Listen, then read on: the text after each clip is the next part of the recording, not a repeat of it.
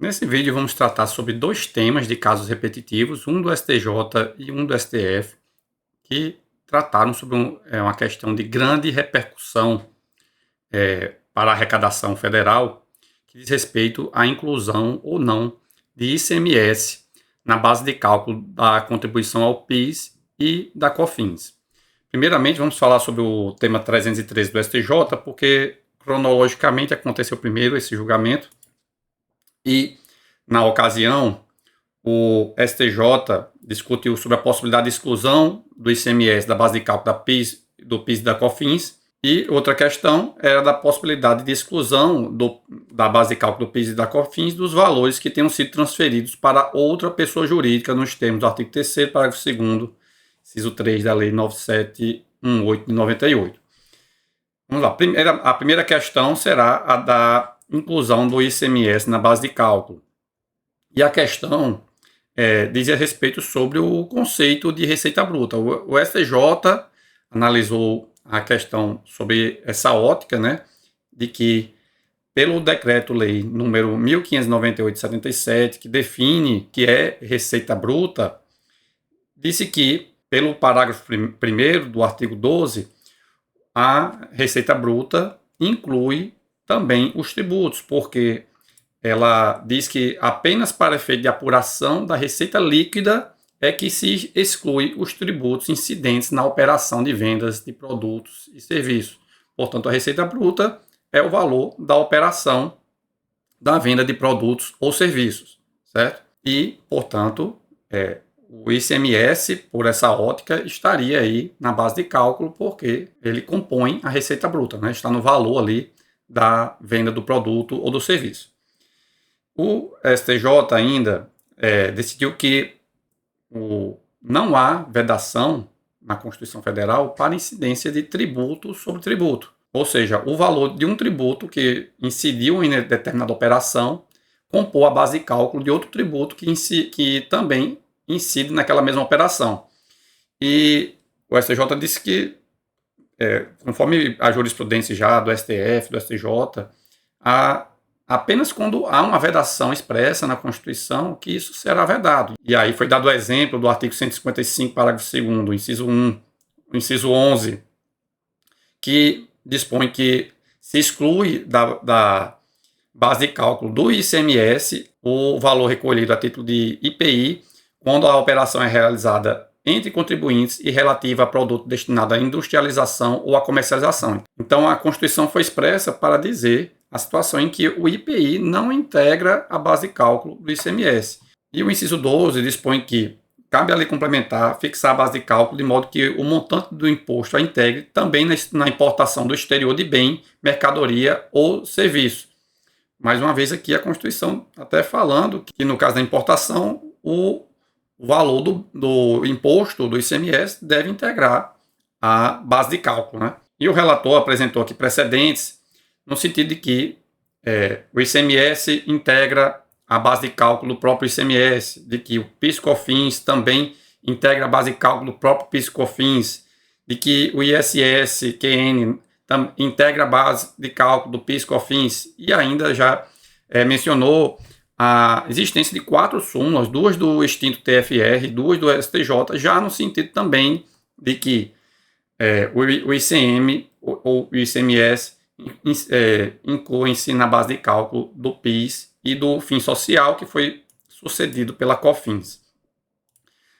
Quando o STJ julgou esse recurso especial do tema 313, o STF já tinha julgado um recurso extraordinário 240.785, no qual se concluiu pela exclusão do ICMS da base de cálculo do PIS/COFINS. Então, o STJ aqui, após uma decisão do STF em recurso extraordinário, manteve uma posição contrária à interpretação dada pelo Supremo Tribunal Federal.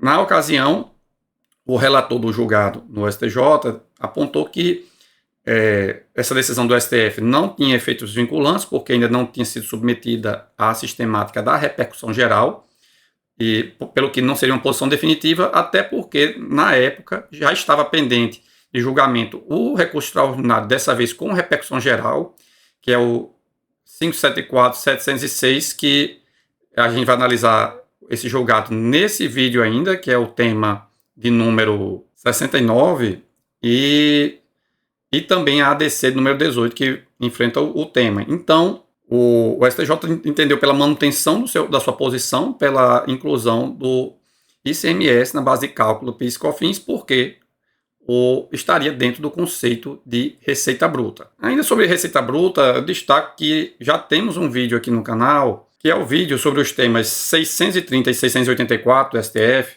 no qual eu analiso todo o histórico sobre como o STF construiu seu entendimento sobre o conceito de faturamento para incidência das contribuições ao PIS e da COFINS. Então, recomendo que assista esse vídeo para compreender melhor como o STF construiu a interpretação dele. Prosseguindo, então, o STJ, nessa oportunidade, embora não fosse o tema discutido de fato no caso, ele já deixou claro que a situação aqui não se confunde com a da substituição tributária, que é aquela em que a empresa contribuinte ela recolhe o imposto pelo próximo contribuinte da cadeia de circulação do bem. Então, seria, por exemplo, um caso de uma indústria recolher o ICMS do distribuidor, certo? Ou do próprio varejista também.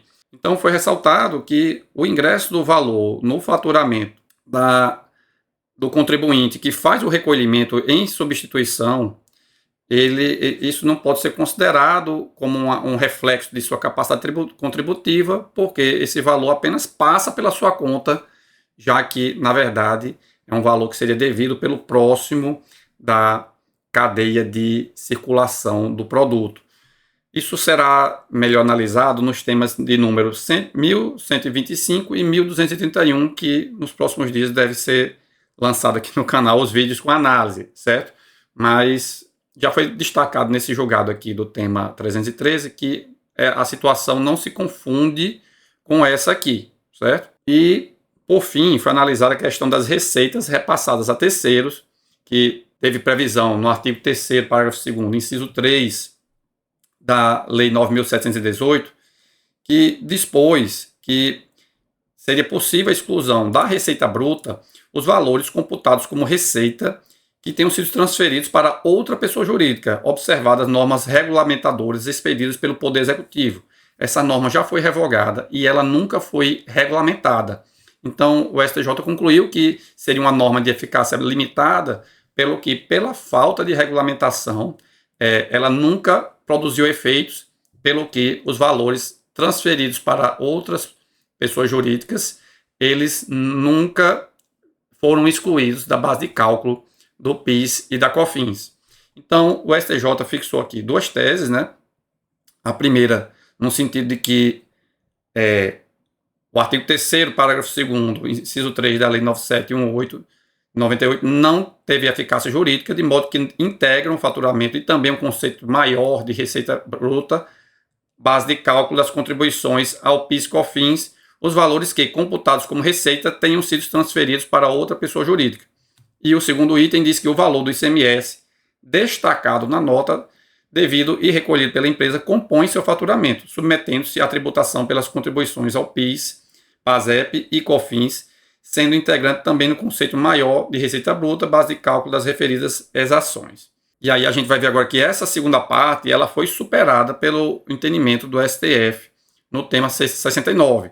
No entanto, houve a modulação dos efeitos, por isso que eu mantive aqui uma análise completa desse julgado, porque ele ainda produz efeitos quanto aos fatos geradores acontecidos até 15 de março de 2017 e também a situação das ações já ajuizadas até essa data aqui. Mas vamos passar então agora ao tema 69 do STF, que discute a mesma coisa, se o ICMS deve integrar a base de cálculo do PIS e da COFINS.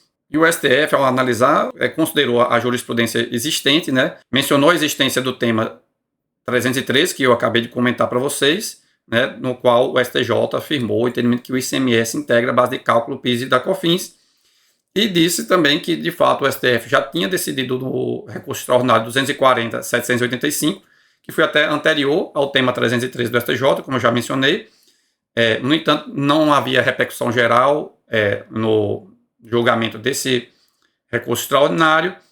De toda forma, naquela oportunidade, o STF já tinha sinalizado o entendimento de que ICMS não integra faturamento. Prosseguindo, foi mencionado que o conceito de faturamento é o das receitas obtidas com vendas de mercadorias ou prestação de serviços, como já decidido nos temas 630 e 684, além de todo aquele histórico que eu mencionei para vocês aqui, que novamente destaca a importância de ver os vídeos sobre esses temas, o vídeo, né, que é um vídeo só sobre os temas 630 e 684.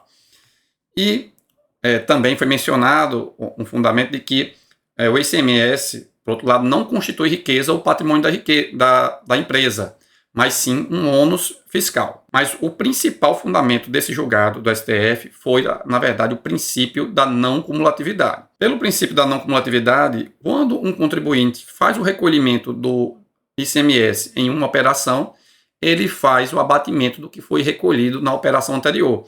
E eu fiz até um quadrinho aqui para melhor explicar isso aqui. Na verdade, esse quadro está no julgado.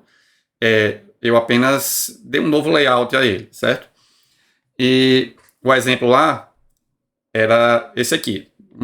Uma circulação de um bem, né, que foi produzido numa indústria, foi para uma distribuidora e depois para o comerciante, ao final para um consumidor, né?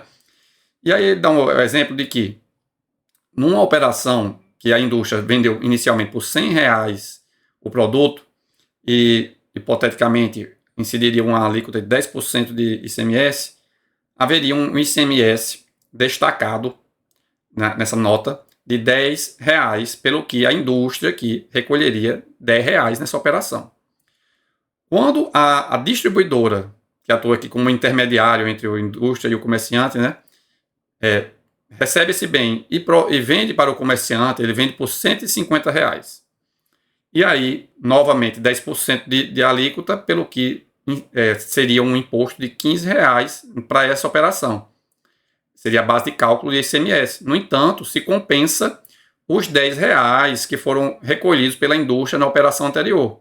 Então, na prática, a distribuidora vai recolher R$5. Da mesma forma, o comerciante, após adquirir da distribuidora e vender para um consumidor por R$200, com a alíquota também de 10%, aqui teria então um ICMS de R$20 e, no entanto, é compensado desse valor R$15, que são esses R$10 aqui, com esses R$5 que já foram recolhidos. Portanto, formam aqui R$15. Então, o comerciante, apesar de vender um produto de R$200 com alíquota de 10%, na prática ele recolhe apenas, aqui entre aspas, os R$5, certo? Então, isso é assim que opera o princípio da não cumulatividade. E aí, a conclusão a que chegou o STF foi a de que, na prática, o que acontece é que o comerciante, ele não faz esse recolhimento mercadoria a mercadoria que é vendida, né? Ele faz uma apuração num sistema de apuração contábil. Então, ele faz a apuração das entradas e das saídas e, ao final, ele vê quanto que é a diferença que ele precisa recolher. Então, o STF concluiu que o ICMS, de fato, somente é determinado ao final da operação. Portanto, o valor dele a ser considerado não é o de cada venda, desconsiderando as compensações. Portanto, para o STF, incluir o ICMS na base de cálculo do PIS e da COFINS iria contra esse princípio da não cumulatividade, porque se consideraria o valor total da operação, né, o valor total destacado do imposto, quando, na verdade, há abatimentos, né, dele pela compensação dos valores recolhidos nas operações anteriores. E esse julgado foi bem apertado, mas, de fato, prevaleceu esse entendimento. Então, a tese fixada foi a de que o ICMS não compõe a base de cálculo para a incidência de PIS e da COFINS. Mas aí ficou uma questão que foi dirimida em embargo de declaração. Afinal, qual é o valor do ICMS que será deduzido da base de cálculo PIS e da COFINS? É o valor destacado ou é o valor efetivamente recolhido pela empresa? Prevaleceu o entendimento, também, mais uma vez, não foi uma unanimidade, mas prevaleceu o entendimento de que é o ICMS destacado e não o efetivamente recolhido. Portanto, nessas operações aqui, será abatido da base de cálculo do PIS e da COFINS esses valores que são destacados em cada operação. Portanto, seria o ICMS pela alíquota aqui cheia, sem as compensações. Certo? Ou seja, nem mesmo o ICMS efetivamente recolhido pela empresa integrará a base de cálculo do PIS e da COFINS. Nos embargos de declaração, o STF ainda enfrentou a questão da modulação dos efeitos. Foi ressaltado que, em que pese já existisse um precedente do STF nesse sentido, mas ainda não havia precedente vinculante e que dá um efeito ex tunc essa decisão, ela geraria um impacto orçamentário muito grande para a União, que vem num cenário de profunda e arrastada crise fiscal, como referido pela relatora. E, então, houve uma modulação dos efeitos para produzir apenas a partir do julgamento desse recurso extraordinário, que aconteceu em 15 de março de 2017, salvo para quem já tinha ajuizado ações judiciais ou já tinha entrado com requerimentos administrativos para reconhecimento desse direito até a data do início do julgamento, que é o 15 de março de 2017. Com isso, então, a gente conclui que houve uma superação parcial do tema de número 313 do STJ, que, como eu mencionei no início do vídeo, era no sentido pela inclusão do ICMS na base de cálculo do PIS/COFINS. Então, esse entendimento do STJ, na verdade, vai produzir efeitos apenas até 15 de março de 2017, salvo para as empresas que já tinham requerido antes, que aí já vão poder afastar da base de cálculos, mesmo para fatos geradores anteriores. E é isso, pessoal. Espero que tenha ficado claro. E se gostar do conteúdo, não deixem de se inscrever no canal e também de curtir o vídeo. Até a próxima.